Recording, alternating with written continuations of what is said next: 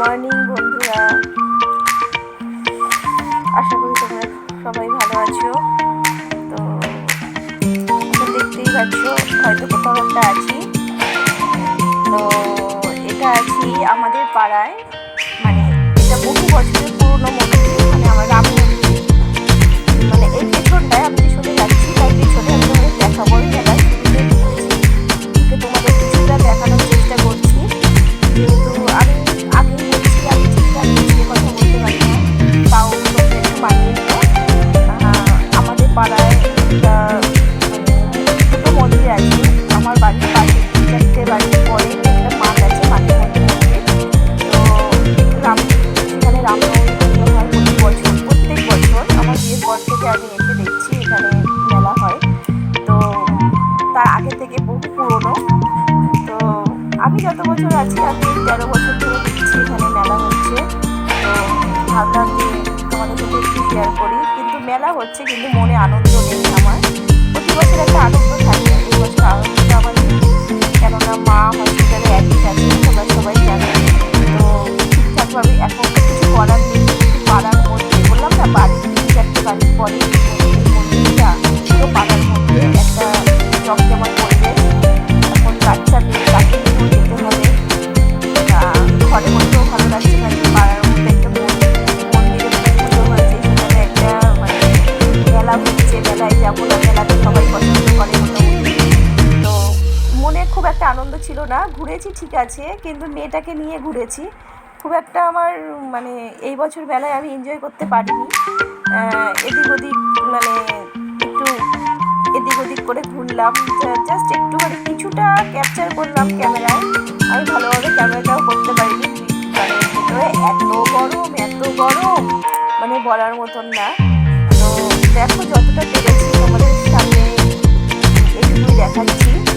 আমাদের রঘুনাথ মন্দিরে, রঘুনাথ তলায়, জায়গায় মুক্তিপাড়ায় প্রতি বছরই তোমার মেলাটা হয় রামনবমী।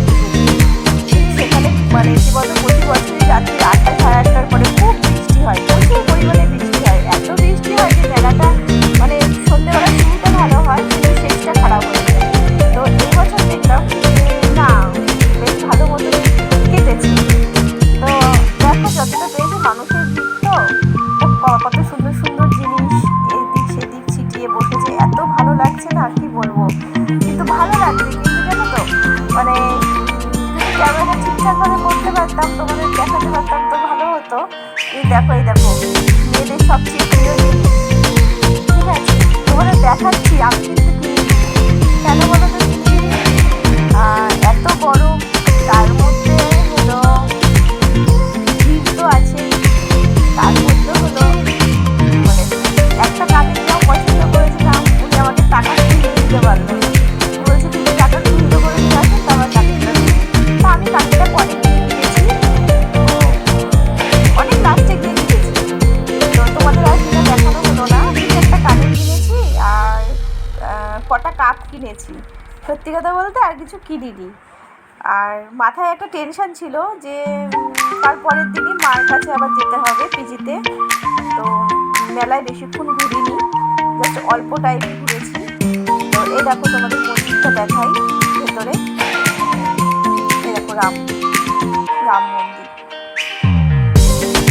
কত সুন্দর লাগছে। ভালোভাবে তোলা যাচ্ছে না, মানুষের প্রচুর ভিড় তো। তাও দেখো বাইরেটা দেখাচ্ছি, বাইরের মানে যেখানে মেলাটা হচ্ছে মন্দিরের, এটা শেষ প্রান্তে মন্দিরটা, আর মেলাটা হলো সামনের দিকে হচ্ছে। অনেক বড়, মানে প্রচুর ভিড় হয়েছে। আমি দেখি সন্ধ্যেবেলা বলতে ওই 8টা ওরকম সময়, কিন্তু 9:30 10টা থেকে প্রচুর ভিড় হয়েছে। তো এত গরম লেগে গেছে, তো কী করবো। তো ভাবলাম একটু লস্যি খাই। তো গরমে আর অন্য কিছু আমার ভালো লাগছে না, অন্য কিছু পরে খেয়েছি, তোমাদেরকে আমি অতটা দেখাতে পারিনি, ঠিক আছে। কেন ক্যামেরাটা ধরার কেউ নেই, আমার মেয়ে তো ধরবে না বলেই দিয়েছে ক্যামেরা। তো যেটুকু পেরেছি তোমাদের সঙ্গে শেয়ার করছি। তো এই বছর তো তোমাদের বলতে পারিনি, মনটা খুব খারাপ ছিল। তো তোমরা সামনের বছর